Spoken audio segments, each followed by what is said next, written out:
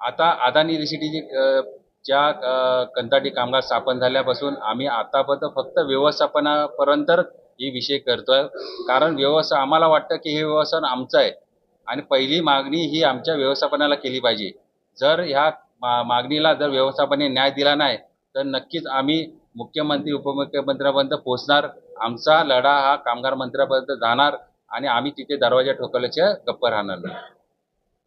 प्रकाशमान करणारे तुम्ही सर्व कामगार, पण तुमचं आयुष्य अंधकारमय करण्याचं काम सध्या अदानी इलेक्ट्रिसिटी करते. ही फार खेदाची बाब आहे.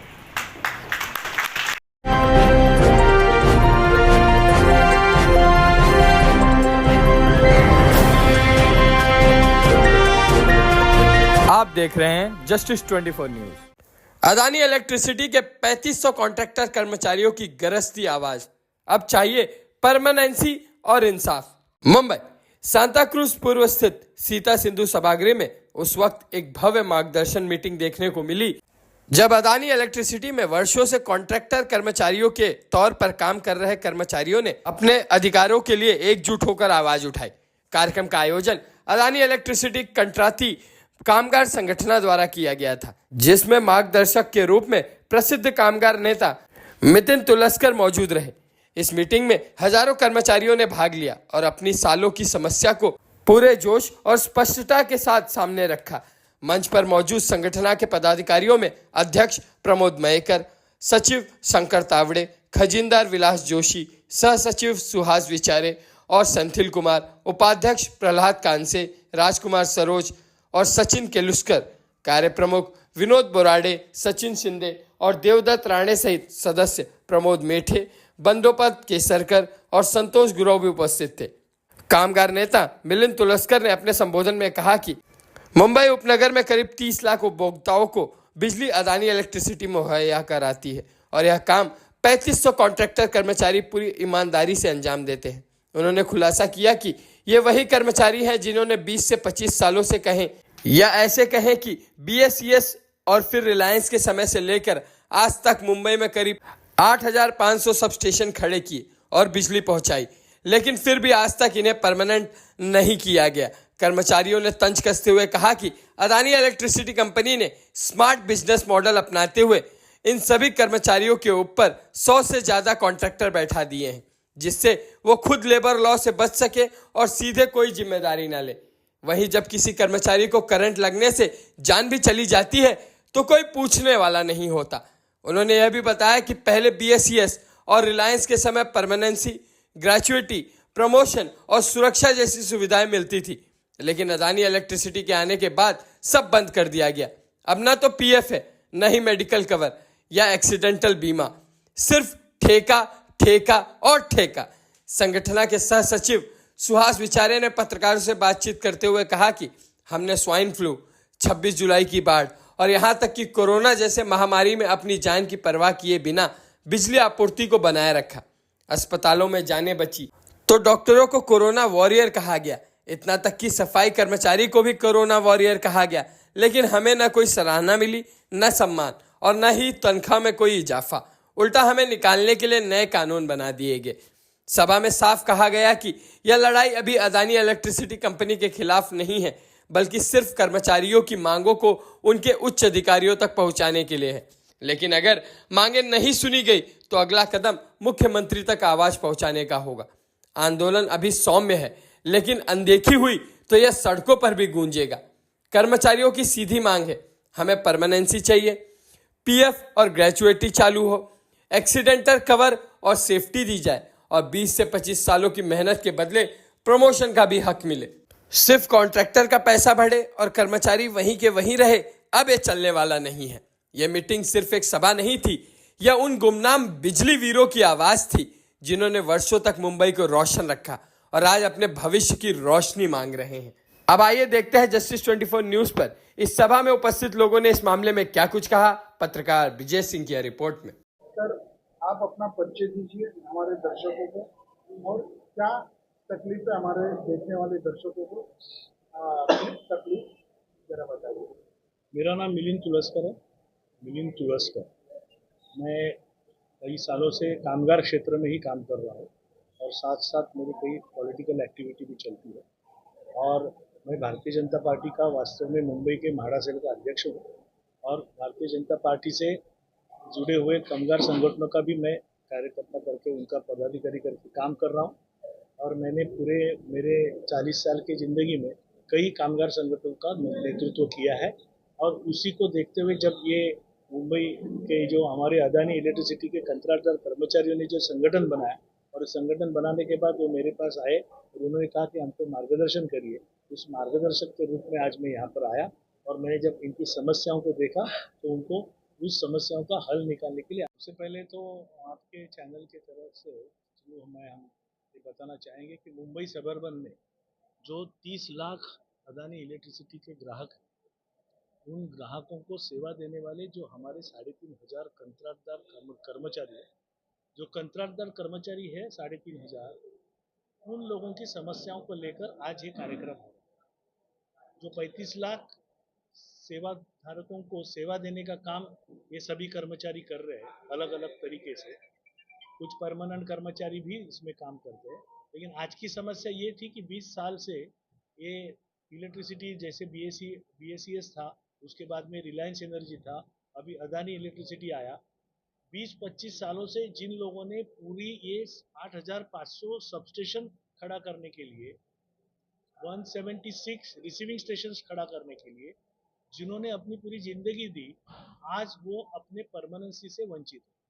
सिर्फ परमानेंसी की बात नहीं है, इसके अंदर अगर आप देखेंगे तो इनको ऐसी समस्या है कि जो परमानेंट कामगार को जो पगार है उसके तो आधा पगार भी उनको दिया नहीं जाता।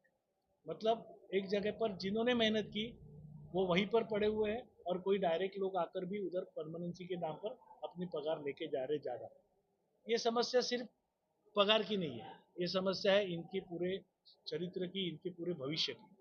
क्योंकि प्रोविडेंट फंड का इस मसला है, आगे चलकर इनको जो काम करने के जो तरीके हैं, उस तरीके में जो दुर्भाग्यपूर्ण घटना घट गई है, यहाँ पर कुछ लोगों को मार लगा, इनको किसी को शॉक लगा, उसके बारे में भी कोई पॉलिसी नहीं है। मैंने देखा है कि अभी हम लोगों की सिर्फ इतनी आज जो बातचीत हुई है, सभी कंट्राक्टदार कर्मचारियों को एकत्रित करके 3,500 कर्मचारियों को एकत्रित करके हमने इन्होंने इन कंट्राक्टदार कर्मचारियों ने ये संगठन बनाई। कोई राजकीय पार्टी नहीं है, कोई धंधा पानी चल नहीं रहा है।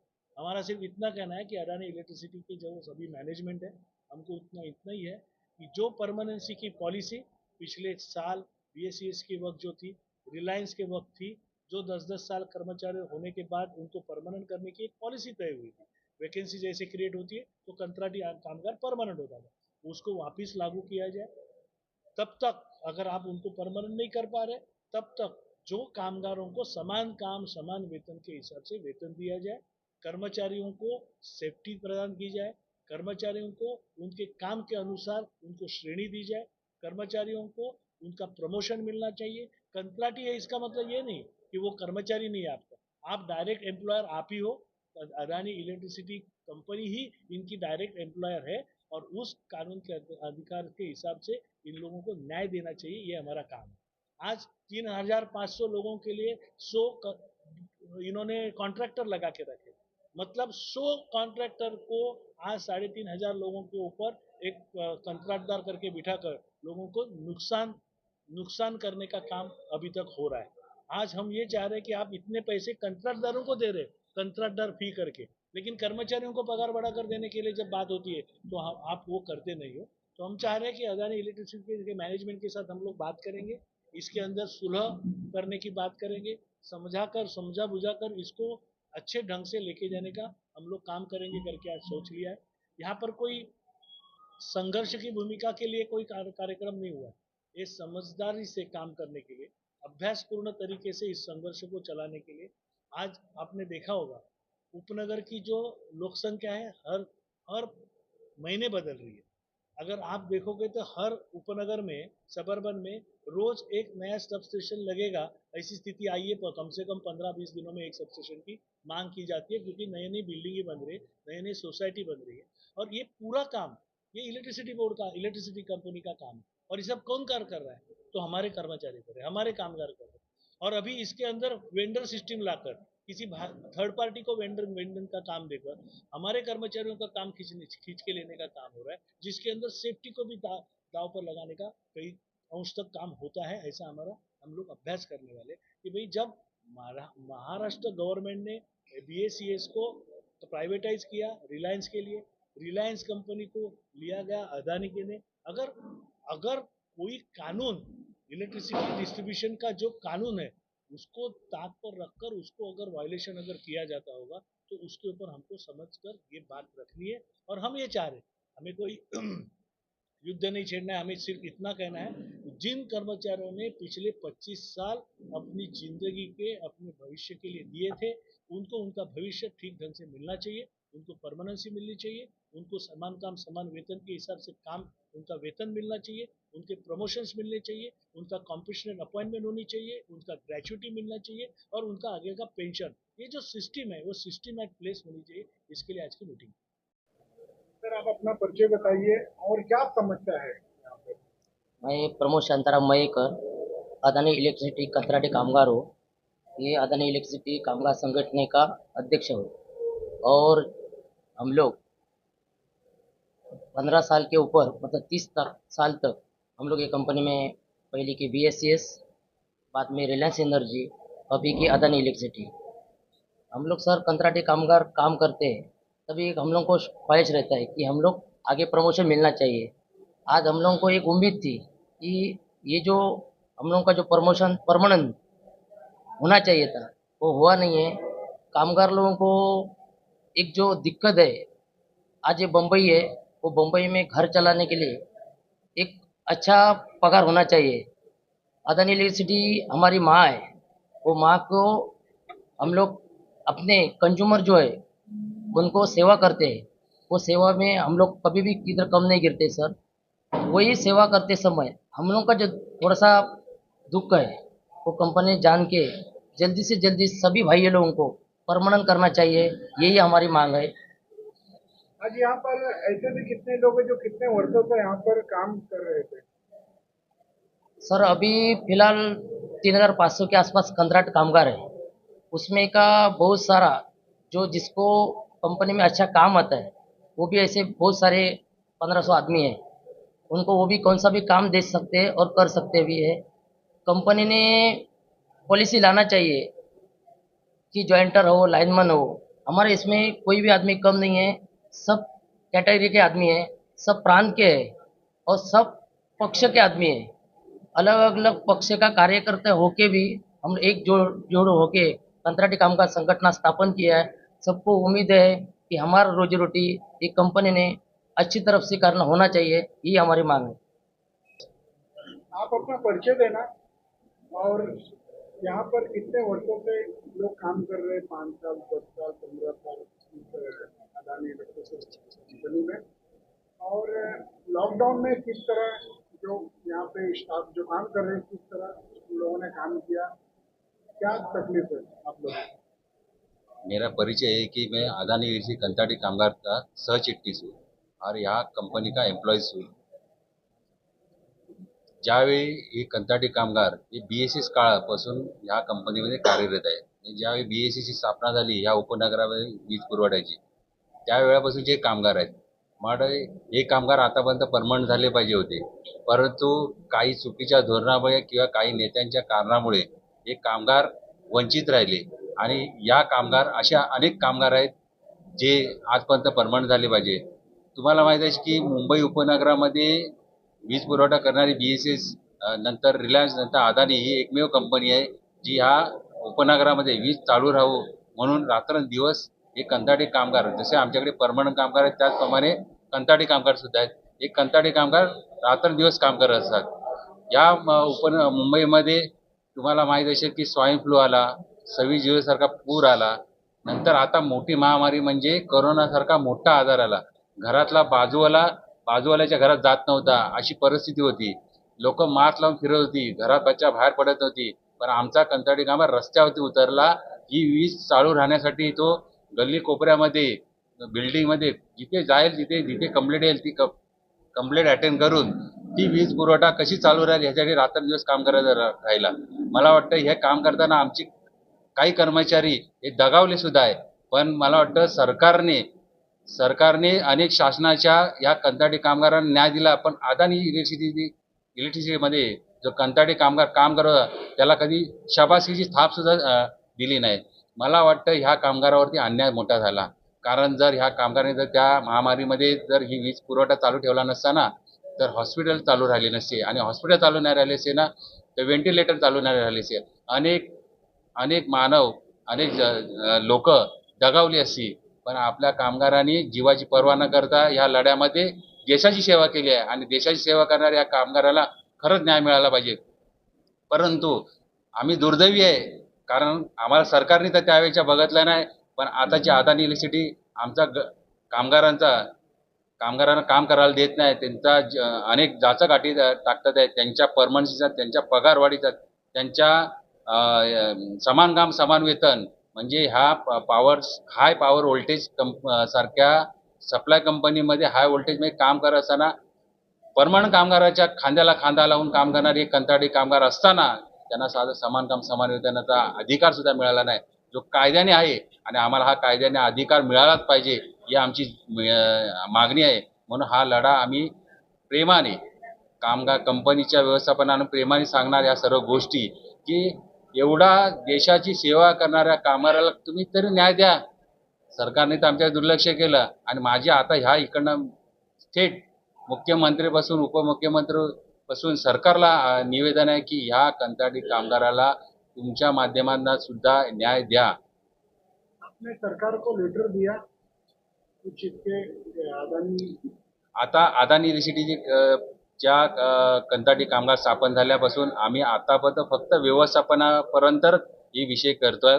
कारण आम्हाला वाटतं की हे व्यवस्थापन आमचं आहे, आणि पहिली मागणी ही आमच्या व्यवस्थापनाला केली पाहिजे. जर ह्या मागणीला जर व्यवस्थापनाने न्याय दिला नाही, तर नक्कीच आम्ही मुख्यमंत्री उपमुख्यमंत्र्यापर्यंत पोहोचणार. आमचा लढा हा कामगार मंत्र्यापर्यंत जाणार, आणि आम्ही तिथे दरवाजा ठोकल्याच्या गप्प राहणार नाही. आप क्या कहना चाहेंगे? जी, मेरे 2 या 3 मुद्दे ऐसे हैं. जिस टाइम पे आपातकाल थी, जैसे मुंबई में महापुर आया था 26 जुलाई जैसा, उस टाइम हमारे सब अदानी के कामगार अपनी जान की जोखिम डाल के जो मुंबई को कंट्रोल किया है, जैसा किसी को शॉक नहीं लगना चाहिए, करंट नहीं लगना चाहिए, मालमत्ता जीवित हानि नहीं होनी चाहिए, वो दूसरा अभी हाल फिलहाल जो कोरोना काल आया, उस टाइम पे घर का आदमी घर वाले को देखने को तरस रहा था. उस टाइम पे अदानी के कामगारों ने रास्ते पे उतर के 24 घंटा आपका सप्लाई चालू रखा. जब इतना बड़ा संकट कोरोना काल जैसा आया था, उस टाइम पे घर का आदमी एक दूसरे का मुंह या चेहरा नहीं देख सकता था. उस समय अदानी का कामगार रोड पे खड़ा रह के 24 घंटा आपका सप्लाई चालू रखा था. वो कहाँ पे भी खंडित नहीं है, ये पूरे मुंबईकारों ने देखा है ये चीज़. पर उस टाइम पे हम लोग को सेंट्रल गवर्नमेंट ने, जैसे रेलवे में हम लोग को ट्रैवल करने का अलाउ नहीं था, तो भी हमारा अदानी का कामगार चल के बोलो, पैर से बोलो, साइकिल से, जिनके पास गाड़ी है, वो दूसरे कामगार को एक साथ में लेके कैसे भी काम पे आता था. Double seat, triple seat. Police हमको अलाउ नहीं करता था. जब हम लोगों ने उनको पटाके दिया, देखो साहब अगर हम घर में रहेंगे तो सप्लाई किधर बंद होएगा तो तकलीफ होगी, तब उन्होंने हमको देने दिए. प्लस उस टाइम पे सरकार ने जो एम्बुलेंस या कोई भी, उनके लिए एक इंश्योरेंस दिया था 50 लाख का, पॉलिसी किया था. ये पॉलिसी अदानी कंपनी में भी लागू हो सकती थी आपातकालीन के लिए. इमरजेंसी ड्यूटी में हम लोग थे, पर ये चीज़ हमको मिला ही नहीं है. उसके ऊपर से कंपनी, तो सोचो आज कॉन्ट्रैक्ट लेबर जो है, आज उसकी पगार सिर्फ 20,000 रुपया है. आज के तारीख में मुंबई में 20,000 में किसी का भी घर चलता है? नहीं चलता. आज से पिछले 3 साल से आप महंगाई देखिए, महंगाई कितनी बढ़ रही है, पर वही लेबर का पगार वहाँ का वही है. आज जिस हिसाब से महंगाई बढ़ रही है, वो हिसाब से पगार भी बढ़ना चाहिए था, जब क्या नहीं है. फिर भी कामगार अदानी का कॉन्ट्रैक्ट लेबर, उसको भी सैक्रिफाइस करके, कंपनी को अपनी माँ समझ के, माँ बाप समझ के, खुद का समझ के, आज भी ईमानदारी से वो काम कर रहे हैं. कहाँ पे कंपनी को धोखाधड़ी नहीं कर रहे हैं. बस इतना ही मेरा कहना है.